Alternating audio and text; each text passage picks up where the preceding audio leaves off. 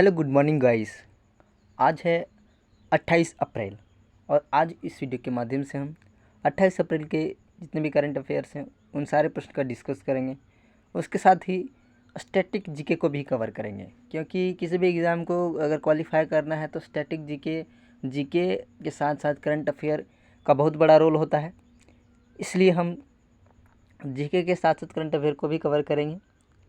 तो चलिए बिना किसी देरी के वीडियो को स्टार्ट करते हैं। और अगर आप हमारे चैनल में नए हैं तो प्लीज़ चैनल से जुड़ जाइए और चैनल को सब्सक्राइब कर लीजिए। आज का देखिए पहला प्रश्न क्या है। आज का पहला प्रश्न है कि हाल ही में किस अरब देश के रेडियो पर पहली बार हिंदी में रेडियो का प्रसारण अप्रैल 2024 में शुरू हुआ है।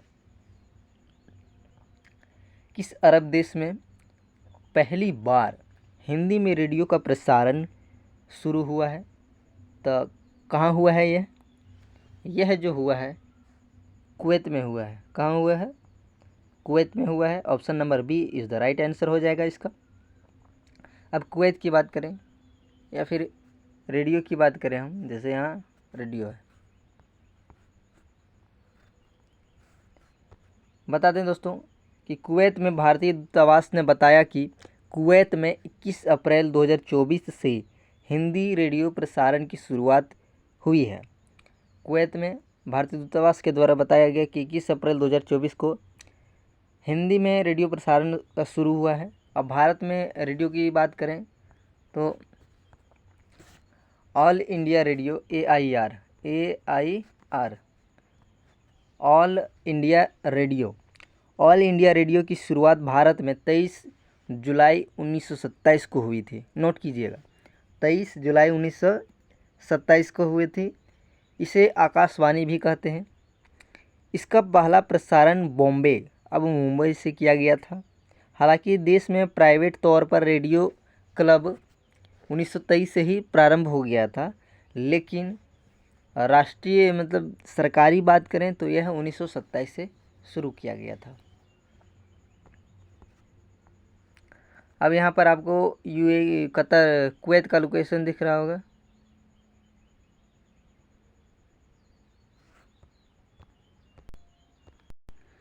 यहाँ पर आपको दिख रहा होगा, ये जो छोटा सा आपको दिख रहा है ना, ये एरिया, यह है कुवैत है। क्या है? कुवैत है। इस देश का लोकेशन देख लीजिए आप, नोट दिमाग में सेट कीजिए यहाँ का लोकेशन। यह कहाँ है? तो गल्फ पर्सियन कह सकते हैं इसको, पर्सियन गल्फ जिसे हम कहते हैं,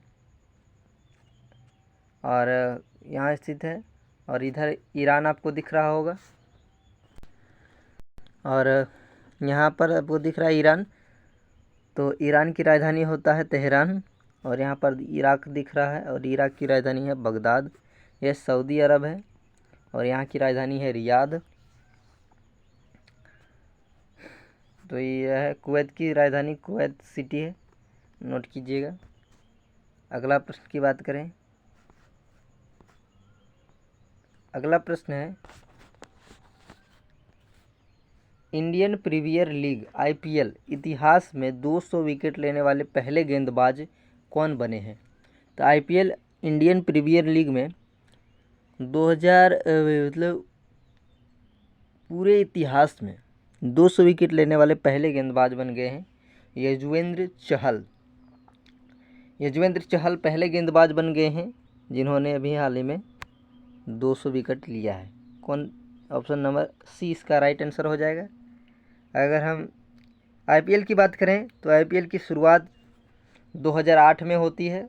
2008 में इसकी शुरुआत होती है, और वर्तमान में जो 2024 में चल रहा है यह 17वां संस्करण है, 17वां क्रम का है। और इससे पहले आने की 2023 में जो हुआ था वह 16वां क्रम का था, जिसमें CSK टीम विजेता रही थी। तो नोट कीजिएगा इन सारे प्रश्नों को, और जो हम बताते हैं उसको भी नोट करते जाइएगा।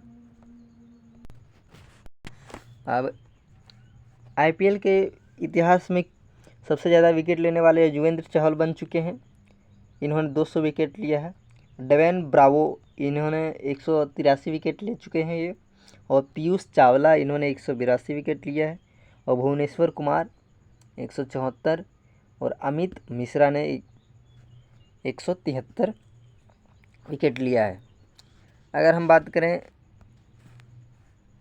तो वर्ष 2024 में युजवेंद्र चहल राजस्थान रॉयल टीम के प्लेयर हैं। राजस्थान रॉयल के टीम प्लेयर हैं। इन्होंने 22 अप्रैल को मुंबई इंडियंस के खिलाफ यह रिकॉर्ड बनाया था। अब तक वह 153 मैच खेल चुके हैं, उनमें से इन्होंने 200 विकेट लिए हैं। देखते हैं अगला प्रश्न क्या है। आज का अगला प्रश्न है कि वैज्ञानिकों ने हमारी आकाश गंगा में सूर्य के द्रव्यमान से लगभग 33 गुना बड़ा एक नया स्पिलिंग जाइंट ब्लैक होल खोजा है। इसका नाम बताइए। तो इसका नाम क्या है? तो इसका नाम है गया BH3। गया BH3 इसका नाम रखा गया है। ऑप्शन नंबर डी इसका राइट आंसर हो जाएगा। आपको यहाँ दिख रहा होगा है गया 3rd BH, इसका लोकेशन दिख रहा होगा आपको यहाँ। अगर हम गया BH की बात करें तो गया BH सूर्य के द्रव्यमान का लगभग 33 गुना बड़ा है। और स्पिलिंग जाइंट्स का मतलब क्या होता है? स्पिलिंग जाइंट्स का मतलब होता है ब्लैक होल का मतलब होता है कि सोता हुआ विशाल ब्लैक होल। अच्छा, ब्लैक होल क्या होता है उसके बारे में बात करेंगे। तो जिसका द्रव्यमान अभी कितना है? सूर्य से लगभग, सूर्य का द्रव्यमान का लगभग 1.989 गुना 10⁻30 kg इसका द्रव्यमान है। इतना सूर्य से भी ज़्यादा इसका द्रव्यमान है। ब्लैक होल की बात करें तो ब्लैक होल एक ऐसा क्षेत्र होता है जो खगोल में स्थित होता है, यानी कि स्पेस में स्थित होता है, और जहाँ गुरुत्वाकर्षण इतना मजबूत होता है कि उसके अंदर प्रकाश भी प्रवेश नहीं कर सकता है, यानी कि इतना वह प्रबल होता है कि उसमें प्रकाश भी प्रवेश नहीं हो सकता है। सोच सकते हैं आप, इतना प्रभावशाली होता है। तो अभी हाल ही में गया BH3 का खोज हुआ है। और गया BH दूरबीन हाल ही में लॉन्च किया गया था। आपको याद होगा, मैंने पढ़ाया था कि यूरोपियन एजेंसी, स्पेस एजेंसी के द्वारा है खोजा गया था। यूरोपियन एजेंसी के द्वारा ही खोजा गया था हाल ही में। अगला प्रश्न देखते हैं। अगला प्रश्न है कि त्रिशूर पूरम उत्सव किस राज्य में मनाया जाता है? त्रिशूर पूरम उत्सव जो है यह किस राज्य में मनाया जाता है? तो यह जो है केरल में मनाया जाने वाला त्यौहार है। त्रिशूर पूरम त्यौहार केरल में मनाया जाने वाला त्यौहार है। Option C is the right answer. अब मैं केरल का लोकेशन देख सकते हैं, यहाँ पर केरल स्थित है। केरल इधर कर्नाटक, ऊपर में कर्नाटक और नीचे में तमिलनाडु। यह इसका सीमा जो है समुद्र तट से लगता है, इसलिए यह तटीय राज्य है भारत का। भारत में कुल तटीय राज्य की संख्या करें कितना है तो 9 है। इसमें सबसे लंबी समुद्री सीमा किसका है? गुजरात का है। और दूसरी सबसे लंबी सीमा किसका है? आंध्र प्रदेश का है। आजकल गुजरात ना पूछ के आंध्र प्रदेश को एग्जाम में पूछा जा रहा है, इसलिए नोट कीजिएगा। अगर हम केरल की बात करें तो त्रिशूर पूरम उत्सव क्या होता है कि त्रिशूर का मतलब त्रिशूर मतलब ये केरल का एक नगर है। त्रिशूर क्या है? त्रिशूर केरल में एक नगर है। और पूरम का मतलब होता है मलयालम भाषा में जोश या उत्साह। मलयालम में जो पूरम का मतलब क्या होता है? मलयालम में जोश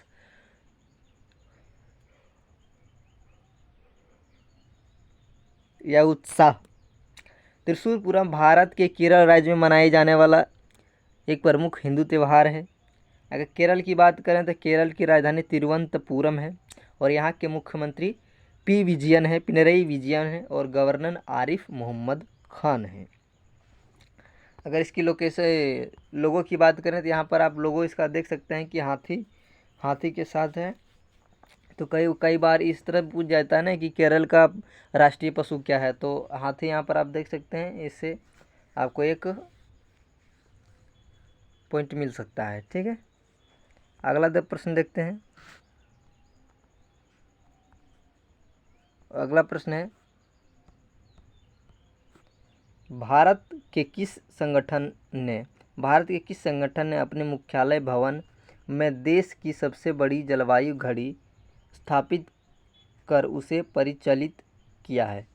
तो उसे परिचालित किया है, तो किस संगठन ने अपने मुख्यालय में इसको स्थापित किया है? तो देश का सबसे बड़ा जलवायु घड़ी की बात करें तो यह जो है CSIR वैज्ञानिक और औद्योगिक अनुसंधान परिषद के द्वारा ही इस घड़ी को लगाया गया है, जो कि भारत का सबसे बड़ा जलवायु घड़ी है और पहला है। इसलिए पहला जो होता है वो बहुत ही इम्पोर्टेंट होता है, नोट कीजिएगा।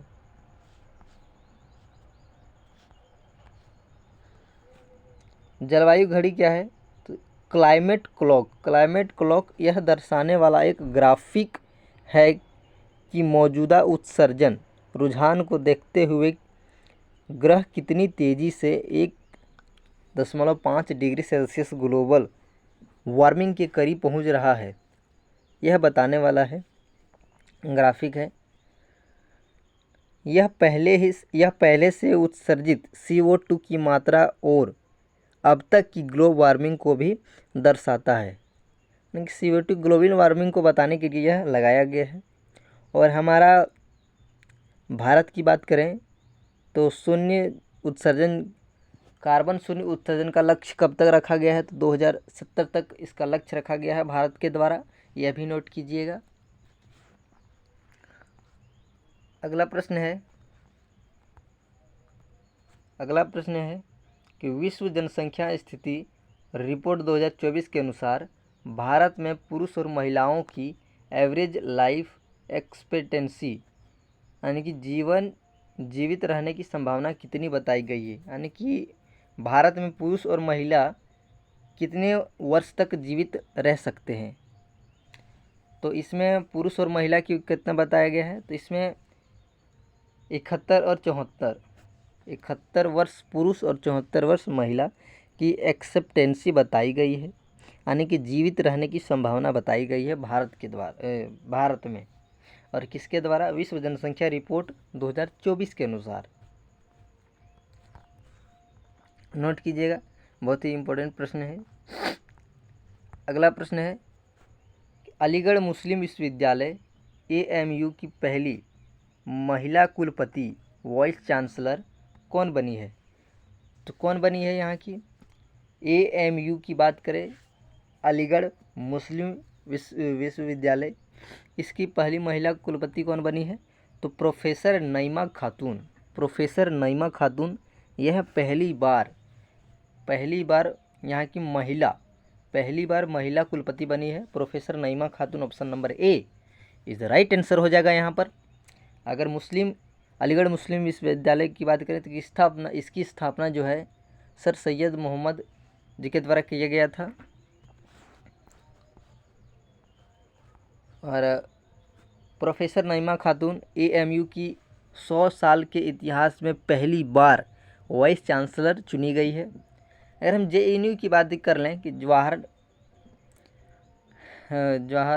जवाहरलाल नेहरू यूनिवर्सिटी की बात करें, जवाहरलाल नेहरू में भी बनी थी पहली महिला कुलपति, जिसका नाम क्या था? तो 2022 में शांति श्री धुलीपुड़ी को कुलपति बनाया गया था। 2022 में पहली महिला बनी थी। इम्पोर्टेंट है JNU वाला, इसको भी नोट कीजिएगा। पहली बार किसी महिला को JNU का कुलपति बनाया गया था, उसका नाम था शांति श्री धुलीपुड़ी। अगला प्रश्न देखते हैं।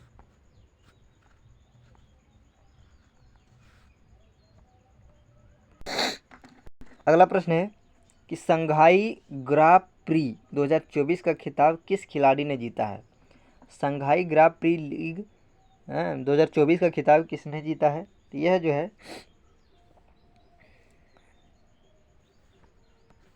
तो इसका राइट आंसर हो जाएगा option number B, Max Verstappen के द्वारा हाल ही में संघाई ग्रां प्री लीग 2024 को जीता गया है। अगर संघाई की बात करें तो संघाई चीन में स्थित एक शहर है जो कि संघाई यांगटीसी नदी के किनारे स्थित एक शहर है। यांगटीसी की बात करें तो एशिया की सबसे लंबी नदी यांगटीसी है। अगला प्रश्न देखते हैं। और हाल ही में जो जीता गया है, जैसे विश्व चैंपियन मैक्स वेरस्टेपन ने संघाई इंटरनेशनल सर्किट में पोल लेकर सीजन में पहली स्प्रिंटिंग रेस जीत ली है। मर्सिडीज के लुइस हैमिल्टन दूसरे और रेड बुल के सर्जियो पेरेज तीसरे नंबर पर रहे हैं। ये सब इम्पोर्टेंट नहीं है, वही इम्पोर्टेंट है।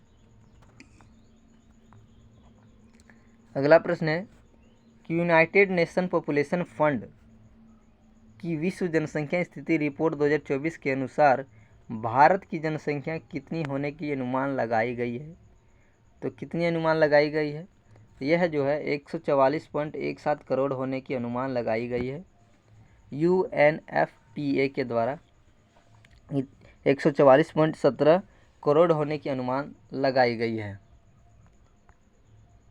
तो आज का एपिसोड यहीं पर होता है समाप्त। मिलते हैं अगले वीडियो में, तब तक के लिए बाय।